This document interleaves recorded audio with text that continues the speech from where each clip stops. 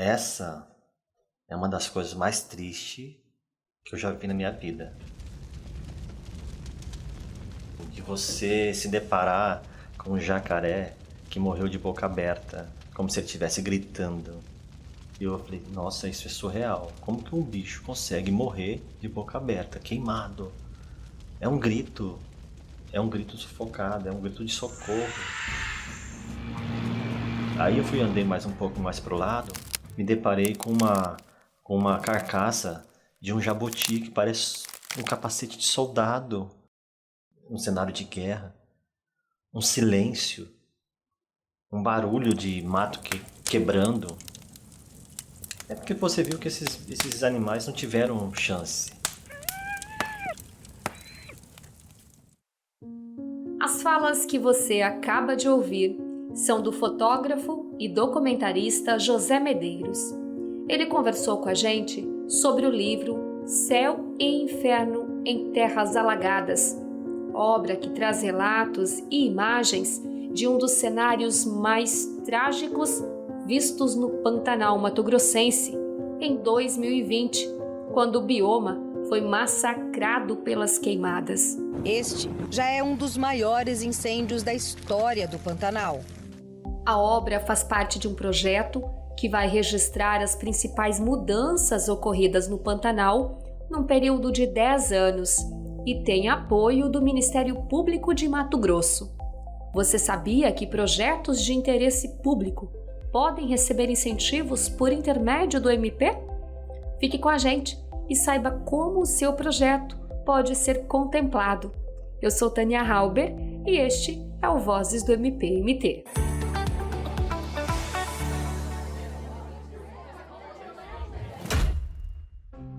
Eu estava no Pantanal quando esses incêndios começaram, porque a gente estava bem no meio de uma pandemia, né? E eu cheguei de uma viagem da Amazônia no começo da pandemia, fiquei em casa numa quarentena e fiquei pensando, que história eu vou deixar sobre a pandemia? Aí fui ao Pantanal para fazer um projeto chamado Lufada de Vida, que é contar a história, o que esse pantaneiro que já vive isolado nesse Pantanal profundo tem para nos dizer sobre a pandemia. Ele só escuta notícia pelo rádio. À noite eu já vi os clarões desse incêndio. Falei, nossa, tá vindo alguma coisa grande por aí. Aí eu volto para Cuiabá e aí 2, 3 dias depois, 5 dias depois, começa a ficar uma coisa incontrolável. Aí já aquelas ações, aí eu volto pro Pantanal para começar a documentar o Pantanal. Antes de conversar com José Medeiros, eu me debrucei nas páginas de papel crochê e logo de início, meus olhos foram hipnotizados por uma leitura inquietante. O texto de abertura do livro, escrito pelo artista e escritor Humberto Espíndola, nos prepara para o que ele chama uma visão do inferno. Tá bem, animal? E assim ele intriga em forma de poema ao afirmar que as imagens feitas pelo fotógrafo em 2020 revelam não apenas o que foi, mas o que está por vir. E quando seguimos pelas imagens de carcaças de aves, animais, répteis, empedradas por chamas, um cenário que sempre me encheu os olhos, de um Pantanal vivo, diverso, colorido e pulsante, é como navegar do céu ao inferno. Aquela foto da capa, se você for reparar, um jacaré totalmente seco que morreu por falta de água. Isso aí, na hora a frase que você leu aí, é um futuro que já foi revelado, né? Então, se a gente não prestar atenção, a gente não vê ainda que ainda há tempo. Há tempo de cuidar, de olhar. Mas do jeito que tá, é desse jeito. E tá aí, um futuro antecipado. As cenas que chegaram aos olhos e lentes do fotógrafo estão rodando o mundo em formato de livro, filme e exposição. A gente lançou o filme e o livro em um dos maiores festivais de fotografia, que foi em Tiradentes. Aí a gente veio a gente lançou isso em São Paulo também, uma palestra que a gente fez com o filme e o livro, numa feira de fotografia também. Aí a gente fez uma exposição em Corumbá, a exposição está até lá hoje, uma exposição, ela começou no Festival da América do Sul, que é um grande festival que acontece em Corumbá, Mato Grosso do Sul. Aí veio com a exposição para o Sesc Pantanal, em Poconé, e agora a gente está vindo com essa exposição para o mês que vem, ela chega em Cuiabá. A arte que denuncia. O projeto, idealizado por José Medeiros, foi contemplado com recursos oriundos de acordos firmados pelo Ministério Público de Mato Grosso. Desde 2020, a instituição possui o Banco de Projetos e Entidades, BAPRE, que recebe propostas de projetos nas mais diversas áreas em busca de apoio financeiro para serem executadas. Conversamos com a promotora de justiça, Claire Vogel Dutra, auxiliar da Procuradoria-Geral de Justiça, sobre a origem destes recursos. Existem também hoje, não só o termo de ajustamento de conduta, mas diversos outros acordos celebrados no âmbito do Ministério Público, como o acordo de não persecução civil, acordo de leniência, acordo de não persecução penal. Então, a gente tem vários acordos em que o Ministério Público celebra e na qual há destinação de recursos públicos, recursos que acabam tendo uma natureza de recurso público e que, por isso, precisa de uma transparência em sua destinação. O BAPRE ele veio para unificar essa destinação. Então, a partir da instituição, o BAPRE passou a ser a única forma de destinação desses recursos de todos os acordos celebrados no âmbito do Ministério Público. Atualmente, 1.255 iniciativas estão cadastradas no Banco de Projetos.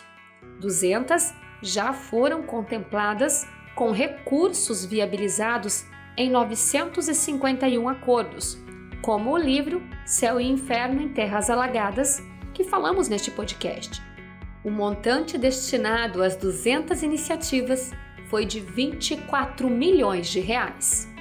São projetos na área de direitos difusos e coletivos, São projetos normalmente na área da infância, na área do meio ambiente, na área da cidadania, que há benefícios aí, na área de idoso, pessoas com deficiência, também na área criminal, projetos aí que ajudem na segurança pública ou benefícios referentes, por exemplo, à execução penal, à ressocialização. Então, várias áreas de atuação do Ministério Público podem ser objeto desses projetos, podem ser tema desses projetos que são cadastrados. Podem ser contempladas com recursos do BAPRE iniciativas de entidades sem fins lucrativos executadas dentro de Mato Grosso. Tanto a entidade executora quanto o projeto precisam ser cadastrados e homologados pelo MP. Segundo a chefe do Departamento de Planejamento e Gestão, Anelise Cândido dos Santos, todo este trâmite é feito virtualmente.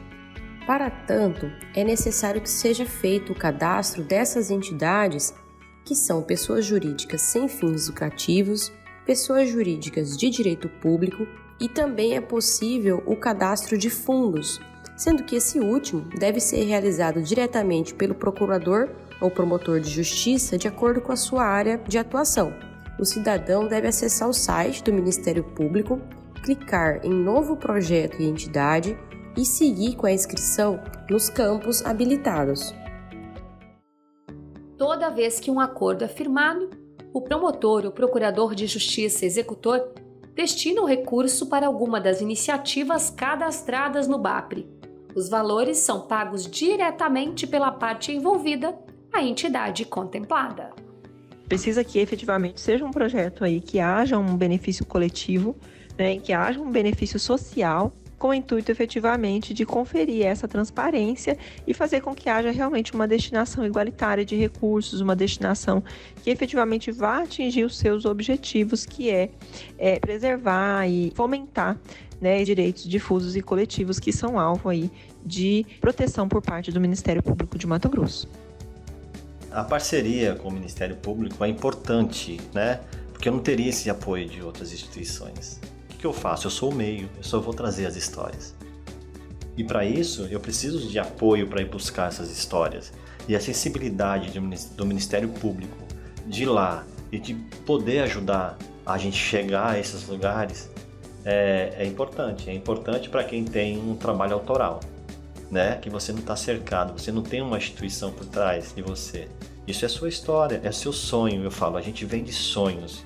Então, o que é o sonho? É o sonho que eu quero deixar, é a história que eu quero deixar.